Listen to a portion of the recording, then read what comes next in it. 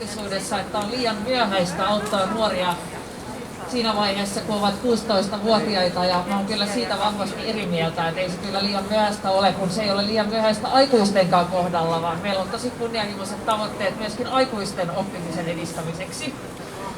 Et se, mikä se oppivelvollisuus tuo mukanaan, mikä on se suurin muutos nykytilanteeseen, on se, että ne alaikäiset, jotka ilman sitä jättäytyisivät meidän koulutusjärjestelmän ulkopuolelle, niin ne on nyt jatkossa niin pysyy koulutuksen piirissä, joka tarkoittaa siis kaikki meidän opinto-ohjauksen, opetuksen, oppilas- ja opiskelijahuollon ohjauksen, näiden kaikkien palveluiden piirissä. Ja sitten tietenkin se oleellinen asia on se, että pystytään sitten riittävästi tukemaan heitä ja myöskin rakentamaan niin heille sopivia tukimuotoja.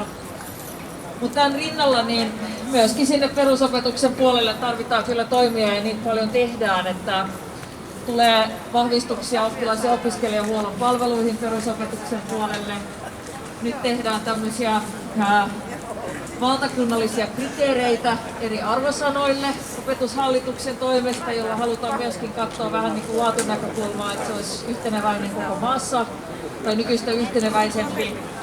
Ja sitten meillä on myöskin resursseja nyt kohdennettu niin opetukseen kuin ohjaukseen peruskoulun puolella tämän vaalikauden aikana, että meillä on 350 miljoonaa siihen käytettävissä. No, tuleeko näillä toimilla tämä asia paranemaan? Siis tässä on, niin kuin opetusministeri sanoi, niin Suomessa on tehty kaikenlaisia toimia ja on reagoitu näihin ongelmiin, johon tähänkin mennessä. Ja mutta nämä on tämmöisiä tyypillistä muuttoprosesseja koulutuksen sisällä. Ja nyt tässä yritetään tehdä sellainen muutos, joka muuttaa koulutuksen rakenteita. Ja minulla on sellainen käsitys, että jos me jatketaan näitä prosesseja, niin interventiokoulutukseen. Jos me jatketaan näitä prosesseja, joita opetusministeriössä mainitsin, ja sen lisäksi tehdään tämä rakenteellinen muutos, niin tämä yhteisvaikutus voisi olettaa, että se olisi parempi kuin mitä on ollut tähän asti pelkkien prosessien muuttaminen. Onko nämä muutokset nyt ihan pakko tehdä? No mun mielestä on kyllä pakko, ja siis tämä on paljon laajempi kysymys myöskin, niin kuin tässä viitattiin, että tämä koulutus- ja osaamistason nostaminen ei ole tärkeää ainoastaan toisen asteen näkökulmasta. Meillä myöskin niin tämä korkeasti koulutettujen osalta, niin tämä tilanne on Suomessa se, että meidän koulutustason nousu on pysähtynyt. Ja kyllä se niin vaatii sit sellaista niin yhteiskunnallista heräämistä ja vaatii toimenpiteitä kyllä koko meidän koulutuspoluun aina sieltä varhaiskasvatuksesta korkeakoulutukseen saakka, mitä nyt myöskin on tehty, että esimerkiksi aloituspaikkoja on pystytty lisäämään ja vähän vahvistamaan myöskin korkeakoulujen perusrahoitusta. Et kaikki, mitä me tiedetään suomalaisesta yhteiskunnasta tänään ja kaikki se tieto, mikä meillä on, valistuneet veikkaukset siitä, että miltä tämä tulee tulevaisuudessa näyttämään, niin kyllä ne kaikki puoltaa nimenomaan koulutukseen ja osaamiseen ja tutkimukseen investoimista. Jussi Valimaa, sä oot monena vuotena tai pitkän aikaa seurannut esimerkiksi näitä PISA-tuloksia. Ja nehän eivät ole olleet kauhean mairittelevia. Ensin me juhlittiin muutama vuosi sitten tai ehkä 10 vuotta sitten sitä, että olimme ihan johtavia maailmassa ja nyt taitaa olla ihan toisin. Joo, mutta se oli tietysti ne PISA-tulokset tietyssä mielessä pelasti peruskoulun, koska silloin nämä viimeisetkin kriitikot, joita nyt en lähde mainitsemaan, niin vaikeni ja että on nähty, että tämä peruskoulu on todella ollut Suomen kansalle ja tulevaisuudessa erittäin tärkeä. Se, mikä tässä on nyt on tosiasiassa tapahtunut, on se, että meillä on osaaminen, siis näiden noin 15-vuotisten oppilaiden osaaminen kaikilla mitatuilla alueilla, joita on lukutaito, matematiikka ja luonnontiede. Se on koko ajan alentunut ja ei pelkästään se, että me ollaan niin kuin, suhteessa muihin, niin Suomen niin sijoitus on heikentynyt, vaan se, että absoluuttisesti se osaaminen on vähentynyt. Lukutaidossa se nyt on 2 viime vuodessa on pysähtynyt se trendi, mutta erityisesti matematiikka on tällä hetkellä. sen ennuste on huono ja samaten luonnontieteessä. Ja kyllä tämä on aika vaikea ajatella, että me pystytään tulevaisuudessa tekemään, jos meillä ei ole hyvin koulutettua väestöä, joka ymmärtää myöskin matematiikkaa ja luonnontieteellä. Tämä tilanne trendi on selvä, mutta se ei ole lopullinen. Tällä voi tehdä vielä. No, oletko samaa mieltä professorin kanssa? No siis ei luvuista voi olla eri mieltä, että kyllä se trendi on tämän kaltainen. Ja siis mun ymmärtääkseni Suomen ongelma on ollut nimenomaan se, että heikosti pärjäävien oppilaiden osuus on kasvanut. Että se tässä niin kuin näkyy meidän yleisissä tuloksissa ja vaikuttaa siihen yleiseen trendiin. Se mikä sitten on haastavampaa, en tiedä haluaako Joulu vielä jatkaa tästä, mutta sitten kun kysytään miksi näin on käynyt, niin silloin myöskin kasvatustieteilijöillä on niin kuin tavallaan vaikeuksia yksilöidä, että mikä olisi sellainen niin kuin yksittäinen muutos, mikä on tapahtunut vaikkapa meidän koulutusjärjestelmän sisällä, joka selittäisi tätä. Että aika monet on sanonut, että ne syyt ei välttämättä ole niin kuin löydettävissä suoraan luokkahuoneiden sisältä, vaan pitää katsoa koko suomalaista yhteiskuntaa. Ja silloin me nähdään niin kuin esimerkiksi tämä yhteiskunnan eriarvoistuminen, että tiedetään, että opettajatkin joutuu kohtaamaan yhä vaikeampia tilanteita, mitä lapset kantaa mukanaan omasta kodista sinne kouluun, joka ei ole korjattavissa vain opetuksen menetelmiin. Että se vaatii paljon muutakin tukea ja muita palveluita perheille ja lapsille. Ja on aika tavallaan niin kuin myöskin vähän epäreilua silloin asettaa se taakka koko opettajien harteille, että teidän pitäisi ikään kuin pystyä ratkaisemaan kaikki nämä lasten arkeen liittyvät ongelmat. Haluan esittää kysymyksiä. Toinen tämmöinen yksittäinen asia, mistä on paljon keskusteltu, on tämä lukutaito. Vaikka tämä trendi on niin sen osalta, niin kuin nyt tällaisen muutos on niin pysähtynyt, niin kaikki ne tutkimukset, mitä mä oon lukenut, niin tämä lukutaidon merkitys yleisesti niin oppimiselle on erittäin voimakkaasti sieltä esille. Ja siellä meillä on kyllä, ehkä mä ihan kuvailisin niin sukupuolittunut ongelma myöskin kouluissa. Eli meillä on muistaakseni OECD-maiden suurimmat osaamiserot sukupuolten välillä nimenomaan lukutaidossa.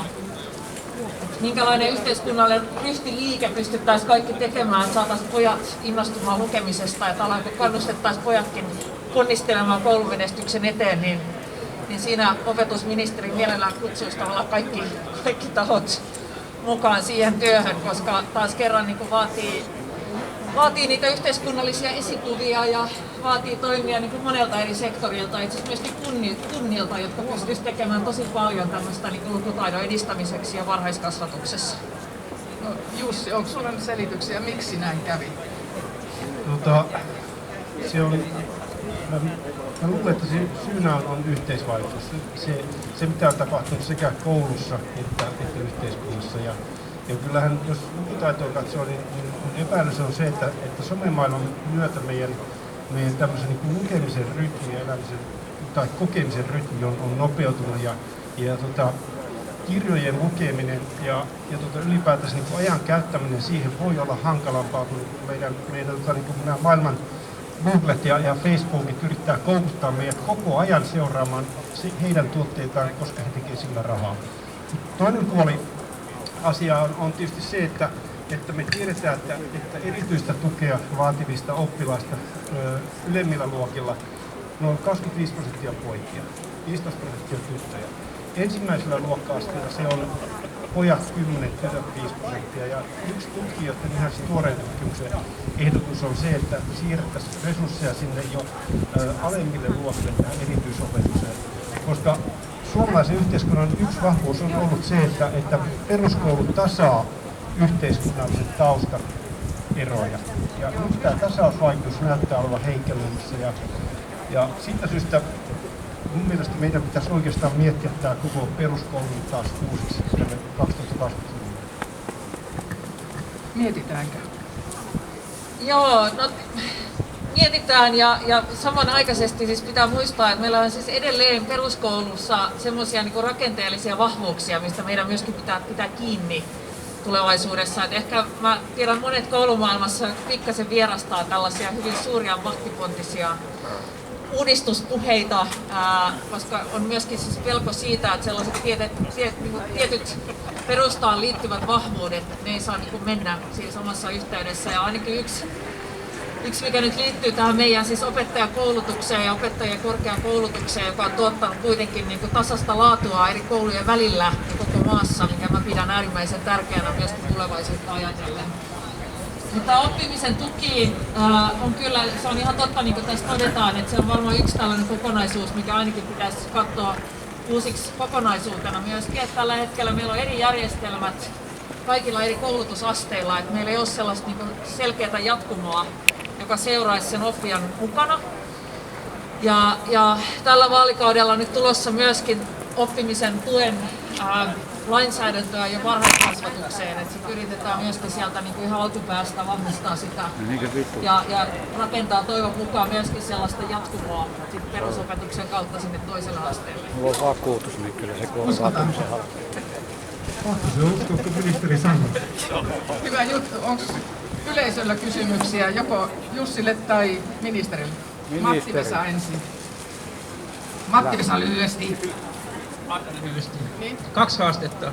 Toinen on 4. Teollinen vallankumous, joka muuttaa niin työnteotapoja.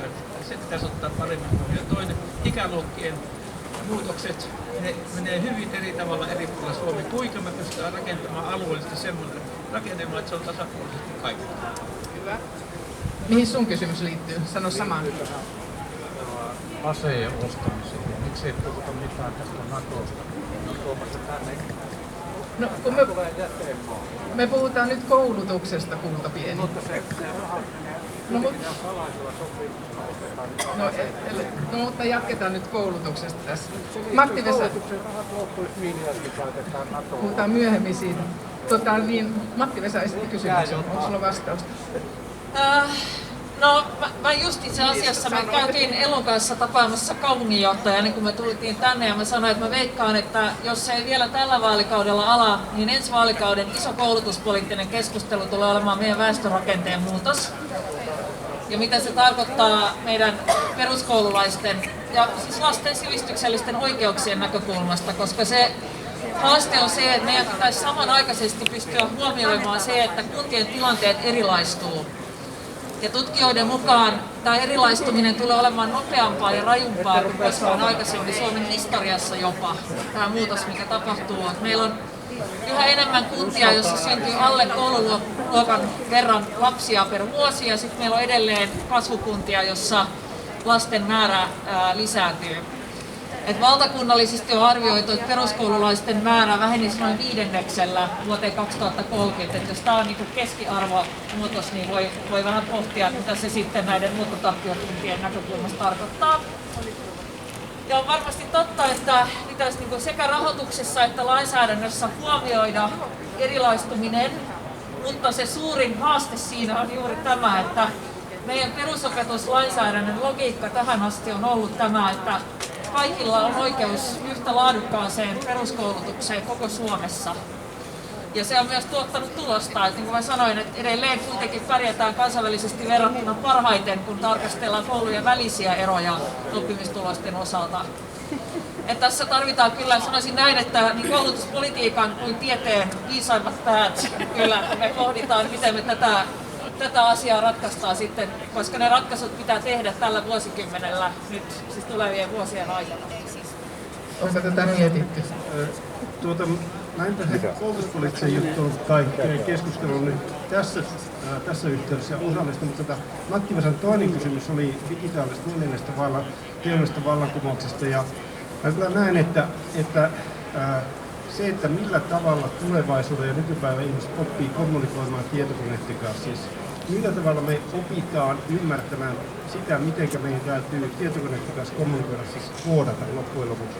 Niin tämmöinen digitaalinen lukutaito, niin se olisi mielestäni ihan ydintaito, joka pitäisi saada opetettua, ja koulu on varmaan siinä parhaita paikkaa, opetettua koko kansakunnalle. Eli tällä mä tarvitaan myöskin itseni-ikäisiä ihmisiä, myöskin aikuisia, ei pelkästään lapsia. Hän katsoi minua, minä olen vielä vanhempi. Jos mä annan sen yhdistelmän vastauksen vielä Matti Vesan kysymykseen, niin itse asiassa niin samanaikaisesti kun nuoret ikäluokat pienenee, niin tarve päivittää osaamistaan kasvaa kaikkien muiden ikäluokkien kohdalla. Eli tiedetään niin työikäisten osalta, että tämä tarve niin päivittää omaa osaamistaan on ihan olennainen osa myöskin siis omassa työelämän pysymisen kannalta. Ja sitten meillä on kasvava ikäihmisten joukko, jonka digitaitojen niin kun ajantasaisuus on erittäin iso, siis kansalaisoikeuskysymys, että pystyykö niin kun toimimaan ja kommunikoimaan ja tekemään asioita, kun meidän julkiset palvelut myöskin digitalisoituu. Et mä luulen, että ehkä enemmän tai yhä enemmän tullaan näkemään tämmöisiä niin kuin kaiken ikäisten sivistyskeskuksia ehkä eri kunnilla ja paikkakunnilla, missä nyt tällä hetkellä ylläpidetään niin kuin vain peruskoulutarpeisiin varten niitä palveluita, että ainakin itse olen sanonut, että tämä on mielestäni suunta, mihin ehkä kannattaisi myöskin pienimmillä paikkakunnilla sitä miettiä, että samanaikaisesti vastataan muun väestön kasvavaan koulutustarpeeseen. Sitten mä annan vielä yhden kysymyksen Sirkulle ja sitten lopetamme tässä ja sen jälkeen saatte itse lähestyä näitä haastateltavia. Niin täällä Sirkku, ole hyvä. Kiitos paljon. Mä näin oppilaanohjaajana ja erityisopettajana haluaisin kysyä, että onko mahdollisuutta vielä vaikuttaa siihen, että saataisiin toiselle asteelle näitä pienryhmiä enemmän. Nyt nämä erityispuolen eri ammattilaitokset, oppilaitokset, niin sinne haetaan niin paljon, että läheskään kaikki ei voi päästä ja se saisi sen pysyvämmän pienryhmän